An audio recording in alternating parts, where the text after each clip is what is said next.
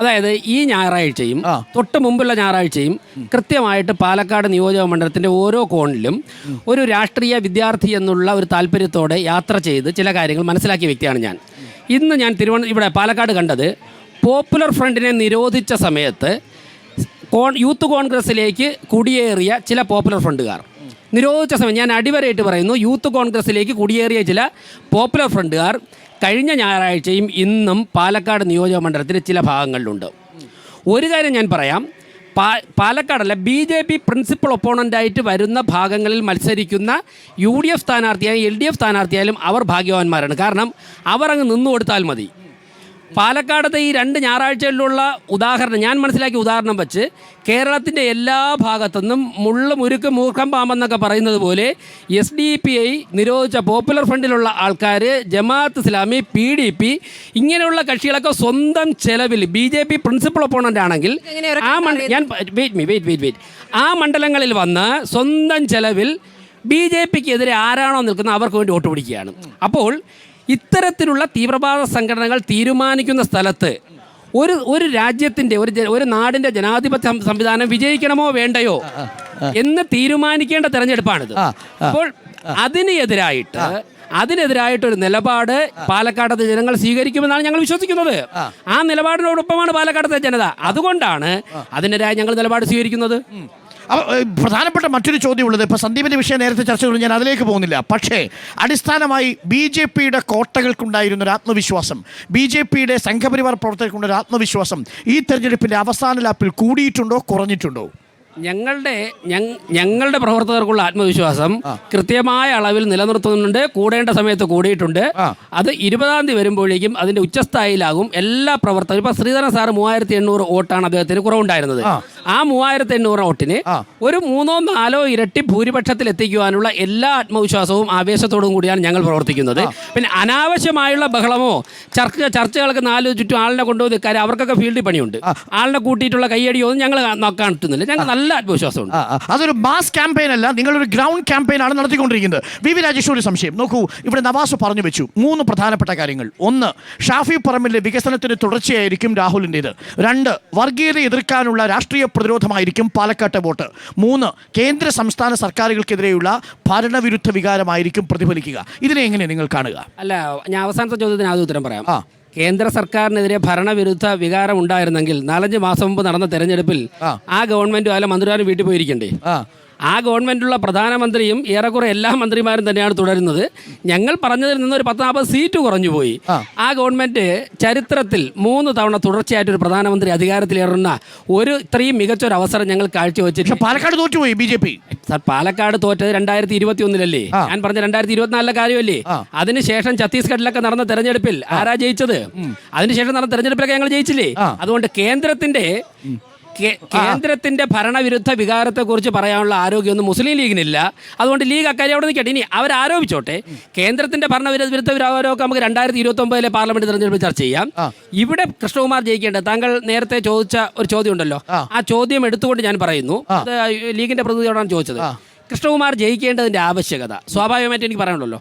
3 കാര്യങ്ങളാണ്. പല ഘടകങ്ങളുണ്ട്. ഞാൻ 3 കാര്യങ്ങളാണ് പോയിന്റ് ഔട്ട് ചെയ്യാൻ ഉദ്ദേശിക്കുന്നത്. 1, ആദ്യം പറഞ്ഞത് കേരളത്തിന്റെ നാനാഭാഗത്തുമുള്ള തീവ്രവാദ സംഘടനകളുടെ പ്രവർത്തകർ ഉൾപ്പെടെ, നിരോധിക്കപ്പെട്ട സംഘടനകളുടെ പ്രവർത്തകർ ഉൾപ്പെടെ സ്വന്തം ചെലവിൽ ഇവിടെ വന്നുകൊണ്ട് BJP സ്ഥാനാർത്ഥിയെ തോൽപ്പിക്കണമെന്ന് തരത്തിൽ പ്രവർത്തിക്കുന്നു. അങ്ങനെയുള്ള രാജ്യദ്രോഹ സംഘടനകളാണോ പാലക്കാടത്തെയും കേരളത്തെയും ജനവിധി തീരുമാനിക്കേണ്ടത്? അവർ പറയുന്നത് തൃശ്ശൂരിൽ പറ്റിയ അബദ്ധം പറ്റരുത് എന്ന് പറഞ്ഞുകൊണ്ട് അവർക്ക് എവിടെ നിന്നൊക്കെ വോട്ട് സ്വാധീനിക്കാൻ സാധിക്കുമോ അവർ ശ്രമിക്കുന്നു. അതിനെതിരായിട്ട് പാലക്കാട് നിലകൊള്ളണം, വിധി എഴുതണം. നമ്പർ 1. നമ്പർ 2, ഇപ്പോൾ കേന്ദ്ര ഗവൺമെൻറ് പ്രഖ്യാപിച്ചിട്ടുള്ള IT ഇൻഡസ്ട്രിയൽ പാർക്കുണ്ട് പാലക്കാട്. 51,000 പേർക്ക് ജോലി കിട്ടുന്നത്. തീർച്ചയായിട്ടും കൃഷ്ണകുമാർ ഇവിടെ നിന്ന് ജനപ്രതിയായി നിയമസഭയിൽ എത്തുന്ന സാഹചര്യത്തിൽ കൂടുതൽ സജീവമായ ഇടപെടലോടെ കൃഷ്ണകുമാറിന് അത് സാധിച്ചെടുക്കാൻ സാധിക്കും. ഇപ്പോൾ കഴക്കൂട്ടത്ത്, തിരുവനന്തപുരത്ത് IT പാർക്ക് വരുന്നതിന് മുമ്പുള്ള കഴക്കൂട്ടം അതിന് ശേഷമുള്ള കഴക്കൂട്ടം നമ്മളൊന്ന് കമ്പയർ ചെയ്ത് നമ്മളൊക്കെ അവിടെ ജീവിക്കുന്നവരല്ലേ?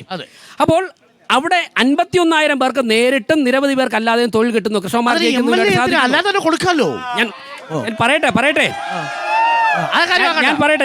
ഞാൻ പറയട്ടെ പറയാം. ഒരു ചോദ്യം പറയട്ടെ. രാജേഷ് അതിനോട് പ്രതികരിക്കരുത്. അല്ലല്ല, അത് നമ്മളെ വഴി തെറ്റിക്കും. നോ അരുൺ, എന്നെ വഴി തെറ്റിക്കില്ല. അവര് താങ്കളെ കുഴി ചാടിക്കും. എന്നെ വഴി തെറ്റിക്കില്ല. ഞാൻ ജനങ്ങളുടെ ഇടയിൽ, ഞാൻ ചാനൽ ചർച്ച ചെയ്യുന്ന പറഞ്ഞ നേതാവൊന്നുമല്ല. ഞാൻ നന്നായിട്ട് റോഡിൽ ഇറങ്ങി പ്രവർത്തിച്ച് പോസ്റ്റർ ഒട്ടിച്ച് വന്ന ആളാണ്. അതുകൊണ്ട് ഞാൻ തെരഞ്ഞെടുപ്പിൽ ഇന്ന് 15,000 ജനങ്ങൾ വോട്ട് ചെയ്യുന്ന മണ്ഡലത്തിൽ വാർഡിൽ നിന്നിട്ട്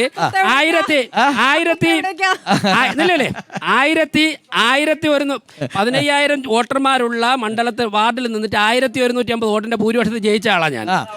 പറയട്ടെ മോനെ. അതുകൊണ്ട് ജനങ്ങളുടെ ഇടയിലോ ജനങ്ങളുടെ ചോദ്യങ്ങൾക്ക് ഉത്തരം പറയാൻ എന്നെ വഴിയേറ്റിക്കാനൊന്നും പറ്റില്ല. ഞാൻ ജനങ്ങൾ പ്രതികരിച്ചാൽ പോസിറ്റീവായിട്ട് ഞാൻ അഡ്രസ് ചെയ്യും അവിടെ. എന്റെ അഭിപ്രായം ഇനി പറയാം. താങ്കൾ ചോദിച്ചത് എന്തിനാണ് ഒരു MLA എന്ന്. ഞാൻ പറഞ്ഞോട്ടെ. പാലക്കാട് MLA BJPക്ക് ഇല്ലെങ്കിലും കേന്ദ്ര ഗവൺമെന്റ് ഇവിടെ പ്രോജക്റ്റ് പ്രഖ്യാപിച്ചല്ലോ. അപ്പോൾ പാലക്കാട് ഒരു വികസനത്തിന് ഏറ്റവും പറ്റിയ സ്ഥലമാണ് എന്ന് കണ്ടുകൊണ്ടാണ് നരേന്ദ്രമോദി ഗവൺമെന്റ് പ്രോജക്റ്റ് പ്രഖ്യാപിച്ചത്. ഇനി ഇവിടെ നിന്ന് കൃഷ്ണകുമാർ MLA ആയി കഴിഞ്ഞാൽ ഞാനങ്ങ് വെട്ടിത്തുറന്ന് പറഞ്ഞേക്കാം, സി കൃഷ്ണകുമാർ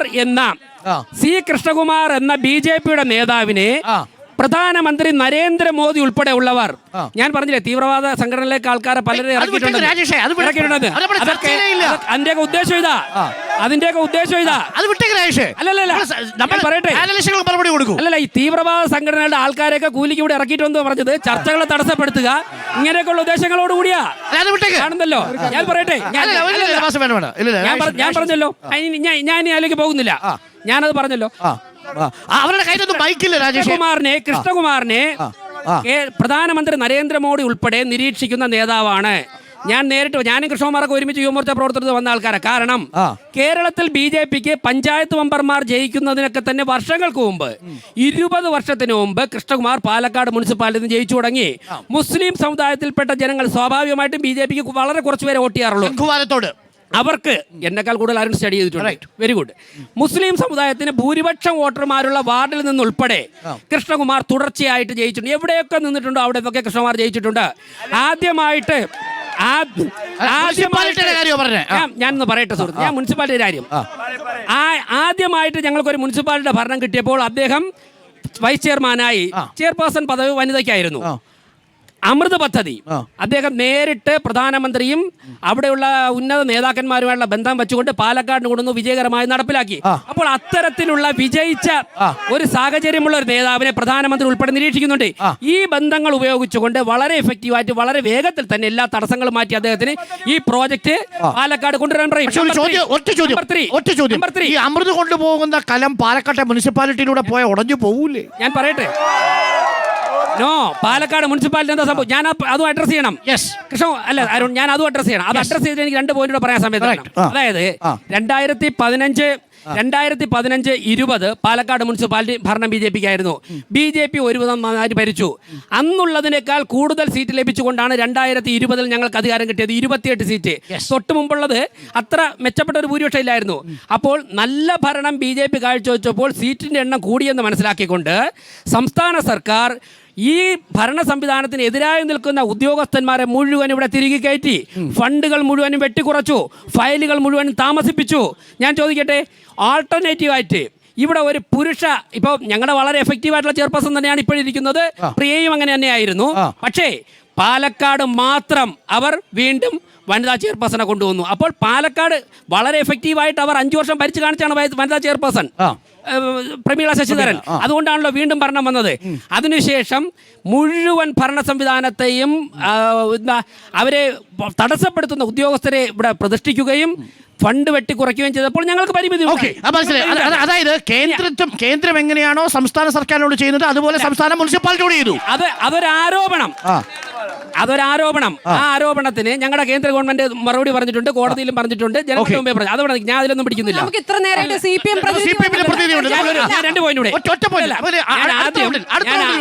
ഞാൻ ആദ്യം എനിക്ക് സമയം തന്നപ്പോ തന്നെ വാങ്ങാത്തത് ഞാൻ ഒറ്റയ്ക്ക് ഗോൾ അടിക്കേണ്ട പറയട്ടെ. ഇനി കൃഷ്ണകുമാർ കേരള നിയമസഭയിൽ എത്തേണ്ടതിന്റെ രാഷ്ട്രീയ ആവശ്യം ഞാൻ പറയാം. ഇപ്പോൾ കേരള നിയമസഭയിൽ നടക്കുന്ന ഏറെക്കുറെ ക്രൂഷ്യലായിട്ടുള്ള എല്ലാ ചർച്ചകളിലും VD സതീശന്റെ നേതൃത്വത്തിലുള്ള പ്രതിപക്ഷം സറണ്ടർ ആവുകയാണ്. പിണറായി വിജയന്റെ മകൾക്കെതിരെയുള്ള മാസപ്പടി വന്നപ്പോൾ ഒരു ശക്തമായ പ്രതിഷേധം പോലും ഉന്നയിക്കാതെ പുതുപ്പള്ളിയിലേക്ക് പോയി.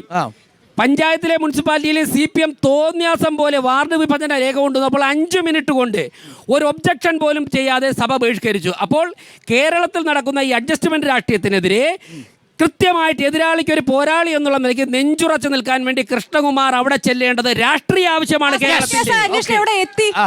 എവിടെ എത്തി? മാസപ്പടി കേസ് അന്വേഷണം എവിടെ എത്തി? SFIO ഏത് കേസ്? SFIO മാസപ്പടി നിങ്ങളായോണ്ട് അന്വേഷിക്കുന്നത്. SFI SFIയുടെ അന്വേഷണം SFI അന്വേഷിക്കുന്ന ലോക്കൽ പോലീസ് പോലെയാണ് സ്മൃതി. SFIക്ക് അതിന്റെ സിസ്റ്റം ഇല്ലേ? താങ്കൾ കോടതിയിൽ അന്വേഷിച്ചിട്ടുണ്ടോ? SFIയുടെ കേസ് എവിടെ എത്തിയെന്ന് അന്വേഷിച്ചിട്ടുണ്ടോ? SFI രൂപീകരിച്ചപ്പോഴാ SFIയുടെ അന്വേഷണങ്ങൾ തുടങ്ങിയപ്പോഴാ നരേന്ദ്രമോദി ഗവൺമെന്റ് വന്നിട്ടില്ലേ? താങ്കളൊരു കാര്യം ചെയ്യും, ഈ കേസ് നടക്കുന്ന കോടതിയിൽ പോയിട്ട് അതിന്റെ മുഴുവൻ പേപ്പറും വിവരാവകാശ നിയമം എടുത്ത് നോക്കൂ. കൃത്യമായിട്ട് അന്വേഷണം നടക്കുന്നുണ്ട്. ഞങ്ങളല്ലായിരുന്നുവെങ്കിൽ TP ചന്ദ്രശേഖരനും സോളാർ സമരവും കൂടെ അഡ്ജസ്റ്റ് ചെയ്ത് തീർത്തെന്ന് ജോൺ ബ്രിട്ടാസ് ആണ് പറഞ്ഞത്. അത് ജോൺ മുണ്ടക്കയത്തിന്റെ പുസ്തകത്തിലുണ്ട്. ജോൺ മുണ്ടക്കയം പുസ്തകം എഴുതിയ പറഞ്ഞു ജോൺ ബ്രിട്ടാസ് ഒന്ന് ചർച്ച ചെയ്തിട്ടാണ് സോളാർ സമരവും TP കൂടെ ഒത്തുതീർപ്പാക്കിയെന്ന്. എന്തേ ആ അഡ്ജസ്റ്റ്മെന്റ് നടക്കാത്ത